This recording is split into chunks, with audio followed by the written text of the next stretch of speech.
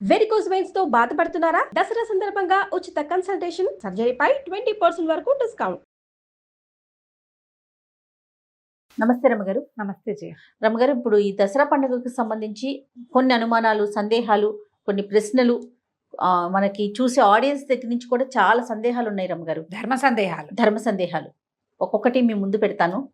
ముందు ఒక మాట చెప్తాను జయ. చెప్పండి. ధర్మ సందేహం అంటే ధర్మం అంటే ఏమిటి?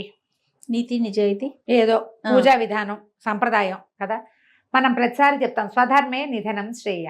ఈ ధర్మము అంటే ఏమిటంటే ప్రధానమైంది మన తాలూకు మతం, మనం ఎలాంటి విధానాన్ని అవలంబిస్తున్నామో దాన్ని బట్టి, దానికి మన ఊర్లో ఉన్న విధానం, మన సమీప దేవాలయంలో ఉన్న విధానం, మన ఇంట్లో ఉన్న విధానం, పూజలకి ప్రధానమైంది ఇది. లేదా ఒక గురువు గారిని అనుసరించడం, ఒక పురోహితుడు, ఒక్క గురువు, పురోహితుడిని అనుసరించడం. ఆయన చెప్తాడు పాపం పుణ్యం తప్పు ఒప్పు అన్నీ వారివే, ఆయన చెప్పినట్టు చేసేసుకుంటే మీకు ఏ భయము ఉండదమ్మా. కొన్ని వందల సార్లు ఈ మాట చెప్పాం. మనం సోషల్ మీడియా ఫాలో అయితే ఒక్కొక్కరు ఒక్కొక్కటి చెప్తారు. మీకు ఎవరైతే వీడియోలో చెప్తారో, వీటిలలో చెప్తారో వాళ్ళు మీకు అందుబాటులో ఉండరు. అవును, నా పాయింట్ అర్థమవుతుంది. నేను మిమ్మల్ని మిస్లీడ్ చేయటం కానీ, విమర్శించటం కానీ, పెద్దవారిని తప్పు పట్టడం కానీ కాదు. ఇది క్లియర్గా చెప్తున్నా. వారు మీకు అందుబాటులో ఉండరు. మీకు ఈ విధానంలో వందల అనుమానాలు వస్తాయి. అవును, ఎందుకంటే అది మీది కాదు, ఆయన ఎవరో చెప్పింది చేస్తున్నారు మీరు. అప్పుడు మీరుకి ఎంత భయంగా ఉంటుందమ్మా కదా. అవును, అందుకని వాటికి వెళ్ళకండి. మీకు అందుబాటులో ఉండే వాళ్ళ చెప్పింది చేసుకోండి. తప్పకుండా. పూజల్లో ఎందుకంటే మీరు భయపడి జీవితాన్ని దుర్భరంగా చేసేసుకుంటున్నారు చాలా మంది. ఆ కాంప్లికేషన్ జోలికి వెళ్ళద్దు. ఇప్పుడు మన డౌట్లలోకి వద్దాం. కలశం పెట్టుకుంటాం కదండి, కలశానికి ప్రత్యేకించి ఏమన్నా పూజ చేయాలా, నివేదన పెట్టాలా, అసలు కలశాన్ని మనం ఎలా తయారు చేసుకోవాలి? దేవి భాగవతంలో కలశం గురించి ఒక వివరంగా చెప్తారు జయ. ఒక చెంబు, పాత్ర కాదు, చెంబు. కలశము అంటేనే చెంబు, పైకి మెడ దగ్గర సన్నగా ఉండి ముఖం దగ్గర ఇట్లా వెడల్పుగా ఉండేది కావాలి కలశం. అది రాగి, వెండి, ఇత్తడి. ఇవి కుదరకపోతే మట్టి బహుశ్రేష్టం, అది కూడా పెట్టుకోవచ్చు. ఈ పెట్టుకున్న పాత్రని శుభ్రంగా ఉండాలి, అది బాగా చక్కగా తోమి పసుపు రాసి బొట్టు పెట్టి దాంట్లో జలం కానీ ధాన్యం కానీ నింపాలి. జలము లేదా ధాన్యము, నీరు, ధాన్యం, అక్షతలు వేయాలి. పసుపు కుంకుమ కూడా వేసుకోవచ్చు. దానిపైన పంచ పల్లవాలు అంటే అండి మర్రి, రావి, జువ్వి, మేడి, మామిడి 5 ఇవి పెట్టి దాని మీద ఒక నారికేళం, ఒక కొబ్బరికాయని పెట్టి దాన్ని అలంకరించి మనం ఏ స్వామినైతే పూజిస్తున్నామో, ఏ అమ్మనైతే పూజిస్తున్నామో ఆమెను అందులో ఆవాహన చేసుకోవాలి. ఓకే. అయితే ఇప్పుడు మర్రి, రావి, జువ్వి, మేడి ఇవన్నీ దొరకవు. మనకు సులువుగా దొరికేది ఏమిటి? మామిడి. తమలపాకులు పెడుతున్నారు చాలా మంది. అవునండి, తమలపాకులు చెప్పబడలేదు, మామిడి చెప్పబడ్డాయి. మామిడి సులువుగా దొరుకుతుంది. ఈ మామిడి ఆకులు పెట్టి దాని మీద కొబ్బరికాయ పెట్టుకుంటాం. దాన్ని అలంకరణార్థం వస్త్రం ఏదైనా చక్కగా మడత పెట్టి దాని మీదకి పెడతాం. దానికి బొట్టు పెట్టి అలంకారం చేసుకుని మనం ఏ స్వామిని పూజిస్తున్నామో సత్యనారాయణ స్వామి వ్రతాల్లో చేసుకుంటాం. ఇందులో సుగంధ ద్రవ్యాలు వేయాలి ఈ కలశంలో అని చెప్పబడలేదు. సుగంధ ద్రవ్యాలు వేస్తారు, ఏలక్కాయలు, బెల్లము అవి ఇవి కదా వేసుకుంటున్నారు చాలా మంది. అది చెప్పబడలా. మీకు అవన్నీ ఆసక్తి ఉంటే మీ ఇష్టం, కానీ విధానం అయితే ఇది. ఈ కలశాన్ని పంచపల్లవాలతోటి కలశాన్ని ఏర్పరచడం అని చెప్తారు. ఈ కలశంలో ఉన్న జలం మన పూజ అయిపోయాక, ఒకవేళ నీరుంటే కలశంలో, ఆ నీరు మన పూజలు అయిపోయి 9 రోజులు పెట్టుకున్నాం అనుకో, 9 రోజులు పెడితే ఇప్పుడు నేను పైదాకా నీరు పోసి దాని మీద కొబ్బరికాయ పెట్టామనుకో, ఆలోచించండి, ఈ తడి తగిలి కొబ్బరికాయ పాడవచ్చు కదా. అవును. 9 రోజులు ఉంచుకుంటాం. ఈ దసరా 10వ రోజును తీస్తాం, లేదా 9వ రోజు రాత్రే ఉద్వాసన చెప్పి తీసేస్తాం. నాని కొబ్బరికాయ ఏదైనా ఇబ్బంది అవుతుందేమో చూసుకోండి. బియ్యమో ధాన్యమో అయితే ఏమో ఇబ్బంది ఉండదు. ఒక రోజు అయితే మనం 3 రోజులైనా కొబ్బరికాయ నీరు పోసి పెట్టుకోవచ్చు. గంగాజలం పోయటం చాలా శ్రేష్టం. అంత గంగాజలం ఉండాలిగా మన దగ్గర. అదే కదా. అక్కడి నుంచి అయిపోయిన తర్వాత జలాన్ని ఇంట్లో మనం పవిత్రం చేసుకుని మన ఇంట్లో చల్లుకోవటం, మొక్కల్లో పోసుకోవచ్చు. బియ్యం గనక పోస్తే చక్కగా వండేసుకోవచ్చు, ఏమీ భయం లేదు. అది ప్రసాదంగా భావించద్దు, వండుకొని మనం తినచ్చు. అక్కడి నుంచి ఈ కొబ్బరికాయ ఏం చెయ్యాలి, మనం మండపారాధన చేసి ఎవరైనా పురోహితుడికో బ్రాహ్మణ దానానికో వాయన దానం లాగా ఇస్తే గనక కలశం మీద కొబ్బరికాయ కూడా వారికి ఇచ్చేయచ్చు. ఒకవేళ అలా ఇవ్వలేదు, మనమే ఉంచుకున్నాం, కొబ్బరికాయను కొట్టి ప్రసాదంగా స్వీకరించవచ్చు. ఆ కొబ్బరికాయను అలాగే దాచాలి, పూజలోనే ఉంచుకోవాలి అనుకోకండి. కొబ్బరికాయలు అవి పూజలో ఉంచుకుంటే కొన్నాళ్ళకి పాడవచ్చు, ఎండిపోవచ్చు. ఆ డొలక ఏం చెయ్యాలి, ఆ డిప్ప ఏం చెయ్యాలి, డిప్ప కూడా ప్రసాదమే, అలా భావించద్దమ్మా. అన్ని కాంప్లికేషన్స్ చేసుకోకండి. పైన మనం జాకెట్ ముక్క రవిక పెడతాం కదా, దాన్ని ఏంటి రమ్మగారు? దాన్ని మనం పురోహితుడికి ఇస్తే రవిక పట్టి సరే, కూడా సరే. వారికి ఇచ్చేస్తాం, లేకపోతే మనం కుట్టించుకోవచ్చు. ఓకే, మనం కుట్టించుకోవచ్చు. కలశం పెట్టుకునేందుకు సింపుల్ విధానం ఇది. అక్కడి నుంచి కలశం పెట్టుకుంటామా, పెట్టుకున్నప్పుడు ఏం చేయాలి, మనకి మన సత్యనారాయణ వ్రతంలో చెప్పినట్టుగానే ఒక చిన్న ప్రతిమా విశేషం ఏదైనా, ఒక చిన్న ప్రతిమ కానీ అమ్మవారిదో దుర్గదో లక్ష్మిదో ఎవరుంటే మన దగ్గర చిన్న ప్రతిమ పెట్టుకుని ఆ ప్రతిమా స్వరూపానికి చేసుకోవాలి.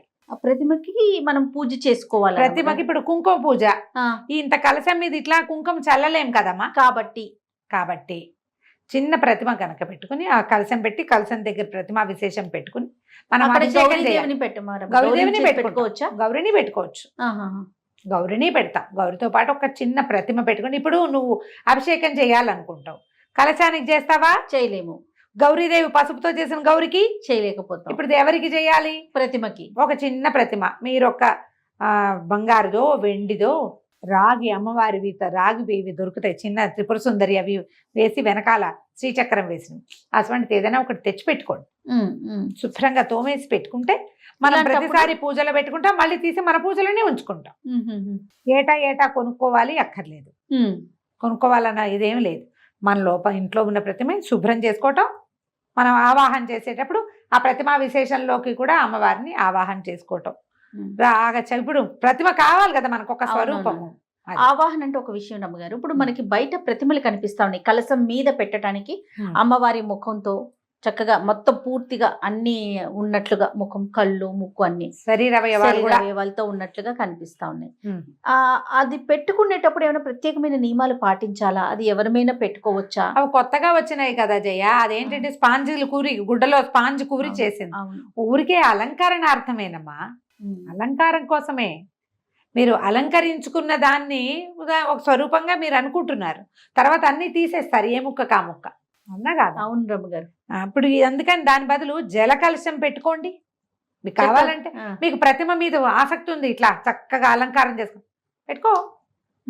అక్కడ నువ్వు పసుపులు కుంకాలు విసరవు, వేయలేకపోతాం, పువ్వులు పువ్వులు పెట్టి చక్కగా అలంకారం చేసుకుంటాం. మీరు అలంకరణార్థం చేసుకునే ప్రతిమ వెనకాల ఇక్కడ కలశం, కింద చిట్టి ప్రతిమ ఏదైనా, కాసు రూపు, చిన్న అన్నపూర్ణాదేవి విగ్రహాలు ఉంటాయి అది పెట్టుకోవచ్చు, లలితాదేవి విగ్రహాలు ఉంటాయి ఇంతవి, లేదా ఇంత కాసు బంగారు కాసు 1 గ్రాము ఒట్టి కాసు కొనుక్కోండి, రింగ్ ఉన్నది కాకుండా 1 గ్రామ్తో అన్ని పూజలు ఆవిడకే చేసుకోండి. నైవేద్యాలు ఏమైనా ప్రత్యేకించి పెట్టారా రమ్మగారు కలశం పెట్టినప్పుడు? దసరా నైవేదనలో అన్న నివేదన ఎలాగూ చేస్తాం కదా జయ. ఇప్పుడు చెప్తా దీని మీద ఏంటంటే, మీరే కలశం పెట్టుకుని అది కలశం కలశం కలశం అని 100 సార్లు అనుకుంటే అక్కడేదో పవర్ వచ్చేదమ్మా, మంత్రంతో పవర్ వస్తుంది దానికి. నాకు ఇలా చెప్పడం అయ్యో పాపం అనిపిస్తోంది, కానీ మీరు ఆలోచించండి, తెలియాలి కదా రమ్మగారు. ఇప్పుడు ఒక చెంబులో నీళ్లు పోసి 4 మామిడి ఆకులు పెట్టి దాని మీద కొబ్బరికాయ పెట్టి నువ్వు చేసి అది పెడితే పవర్ రాదు. ఆ పవర్ రావడానికి కావలసిన సాధనం ఇది. ఆ శక్తి ఎలా వస్తుంది? మంత్రంతో. నువ్వు అది చేయకుండా అది లేనప్పుడు దీనికి ఎట్లా వచ్చి? మరి అందరికి మంత్రాలు రావు కదా రమ్మగారు, మరి ఎప్పుడు ఏంటి చెప్పండి. అందుకని చక్కగా పుస్తకంలో ఉన్న పూజా విధానం ప్రకారం ఓ ప్రతిమ పెట్టుకోండి, ఇది పెట్టుకోండి అని చెప్తే అంత మటుకే చేయండి అమ్మా, ఎక్కువకి వెళ్ళొద్దు.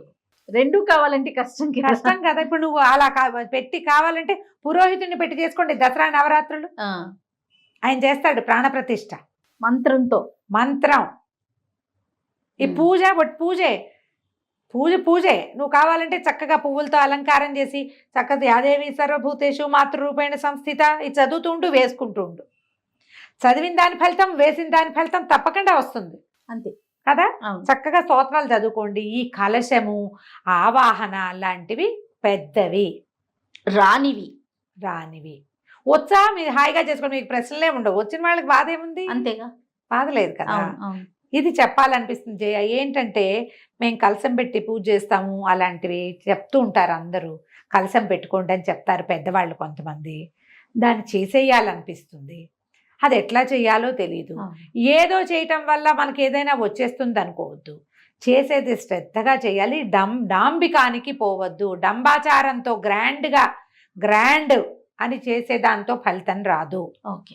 మీరు చేసే కాస్త చిన్నది ఎప్పుడూ చేసుకునేది రెగ్యులర్గా, శ్రద్ధగా, నియమంగా, ఆసక్తితోటి, ప్రేమతోటి భగవంతుడి మీద నమ్మకంతో చేస్తే సరిపోతుంది. నువ్వు ప్రేమతో డంబాచారం చెయ్యవు. నువ్వు డంబాచారం ఎప్పుడు డంబం కోసం, గొప్ప కోసమే చేస్తావు. అంతే. కరెక్ట్ అండి. కదా. అవునండి. ఆలోచించి దిగండి దేంట్లోకైనా. చక్కగా ఓ పురోహితుని ఏర్పాటు చేసుకుని చేసుకోవచ్చమ్మా. ఎంత బాగుంటుందో.